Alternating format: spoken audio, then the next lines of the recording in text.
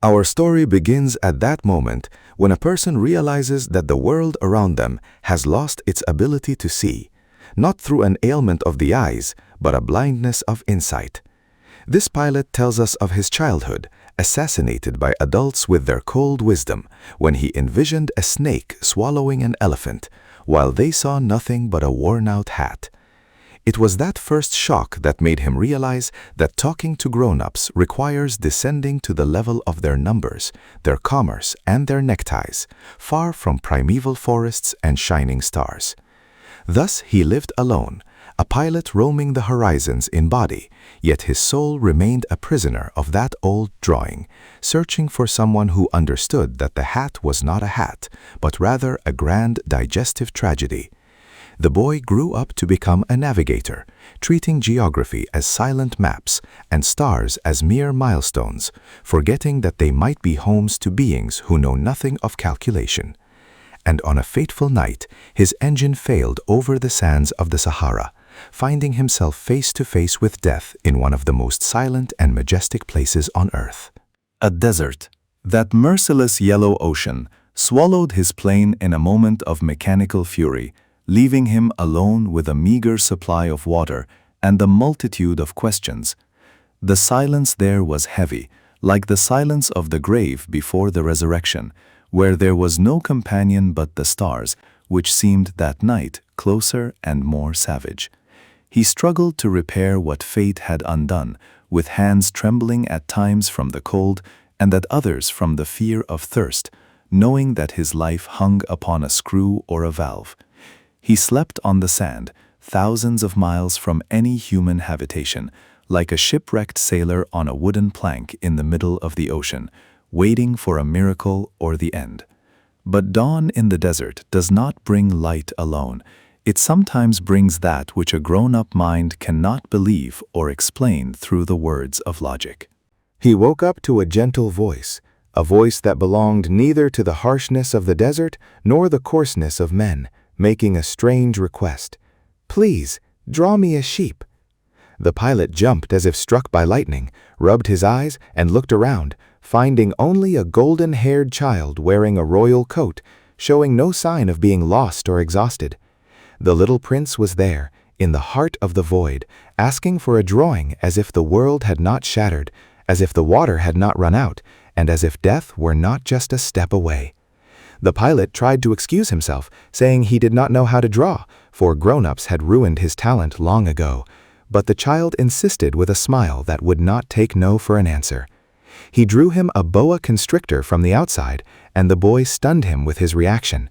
"No, I don't want an elephant inside a boa. The snake is dangerous and the elephant is huge. My planet is very small." After several failed attempts to draw a sheep that would satisfy the tastes of this celestial visitor, the pilot lost his patience while thinking about his broken engine and drew a simple box. He told him, "This is just a box. The sheep you want is inside." Suddenly, the little one's face radiated a light and joy the pilot had never seen before. It was then that the pilot realized this child saw what the sighted could not. He saw the spirit within the body, the truth behind appearances, and the sheep inside the wood. A friendship began to grow between a broken-wing pilot and an eccentric prince, and the mystery of this child began to unfold drop by drop, just as dew falls upon the petals of a rose.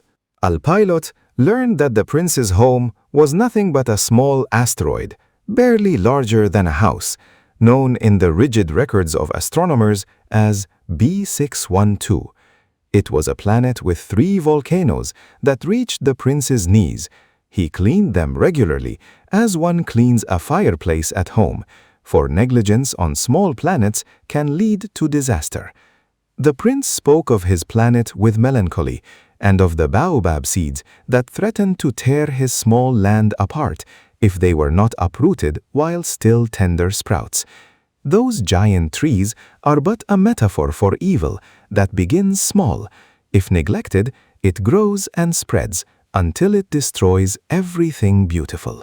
On the prince's planet, it is enough to move your chair a few steps to see the sunset again. And one day, he saw it 44 times. He said sadly, "You know, when we are very sad, we love to see the sunset. and the pilot fell silent, feeling the magnitude of the sadness in the little one's heart.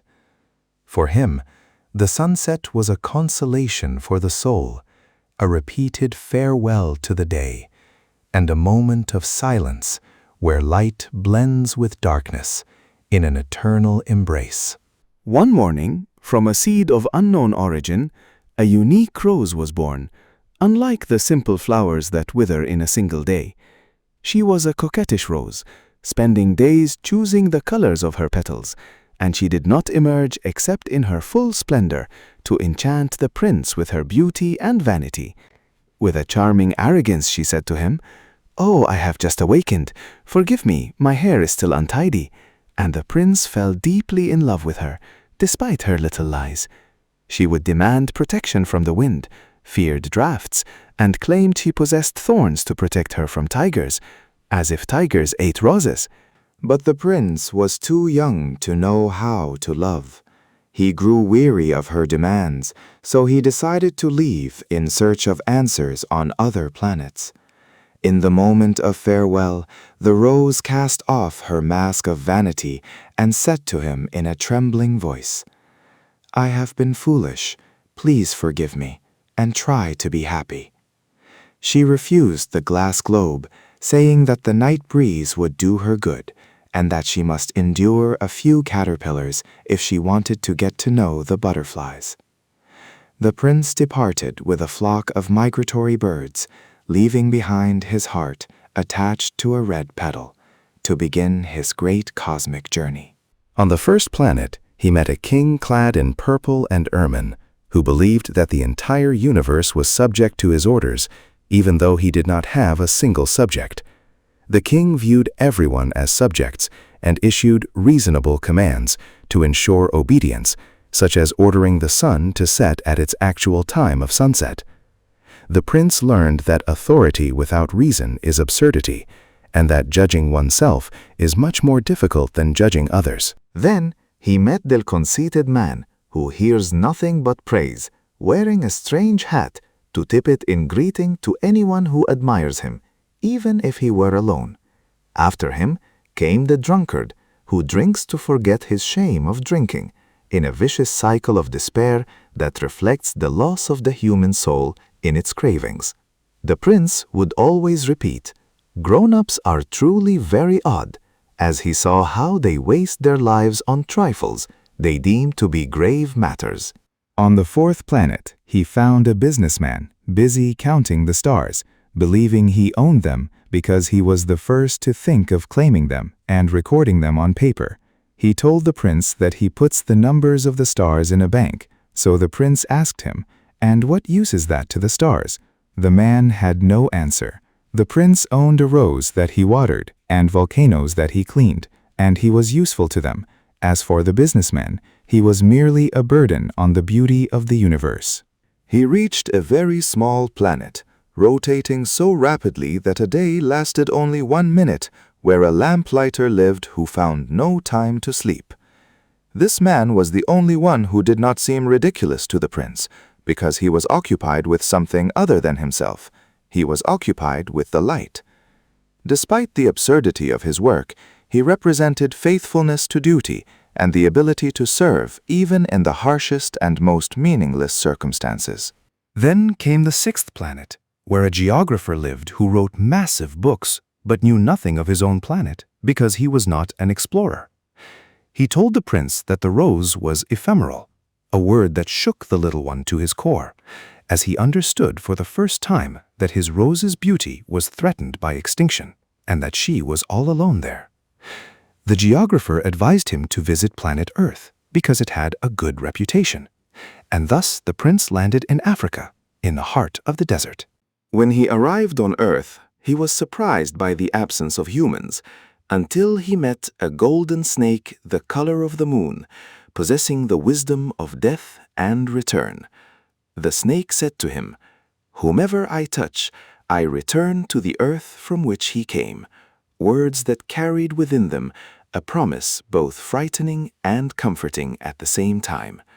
The prince walked for a long time, climbed mountains and spoke to the echo, and he thought that Earth was a dry, sharp planet, and that its inhabitants lacked imagination. Then he suddenly found himself before a garden full of thousands of roses, all looking exactly like his own, and he felt a stab to his pride and love.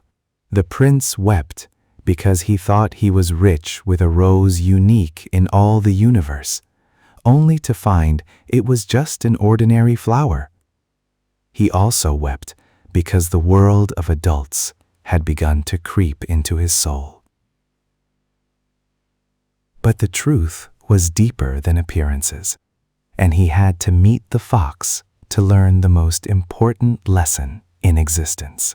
The fox appeared and asked the prince to tame him, explaining that taming means establishing ties that make beings unique to one another. The fox said, "To me, you are just a little boy like 100,000 other little boys. But if you tame me, then we shall need each other, and you will be unique in all the world to me." The prince learned that the time he had spent on his rose was what made her so important, and that responsibility comes with love. The fox bid him farewell with his simple secret. It is only with the heart that one can see rightly. What is essential is invisible to the eye.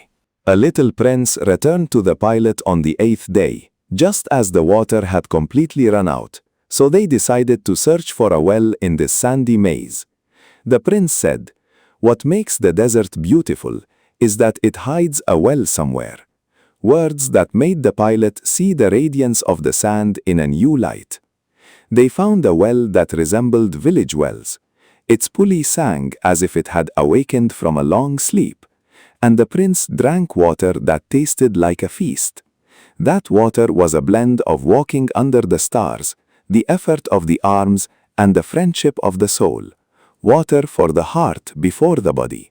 But the anniversary of his landing drew near, and the prince had to return to his rose, for his body was too heavy to carry with him to the stars. The pilot grew afraid, feeling the chill of death approaching his little friend.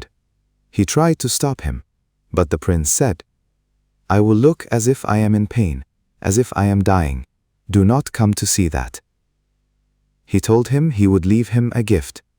"When you look at the sky at night, all the stars will laugh for you, because I will be living on one of them and laughing." In the silence of the night, he allowed the snake to touch him, and the prince fell as gently as a tree falls, without the sand making a sound. Years after writing this story, Antoine de Saint-Exupéry flew his plane on a military mission over the Mediterranean and never returned. It was as if he had joined his little prince, leaving behind the wreckage of a plane at the bottom of the sea and a soul wandering among the stars to teach us the meaning of loyalty to the rose. They never found his body, just as the pilot never found the prince's body the following morning, leaving the mystery open to the horizon of eternity. A question remains for everyone who read this tale with their heart. Did the sheep eat the rose? Look at the sky and ask yourselves. Grown-ups will tell you that this doesn't matter, but for those of us who know the value of love and bonds, the entire universe changes with this question. Farewell, little prince, and farewell, Antoine, for you taught us that what is most important is invisible to the eye, and that the stars laugh for those who know how to love.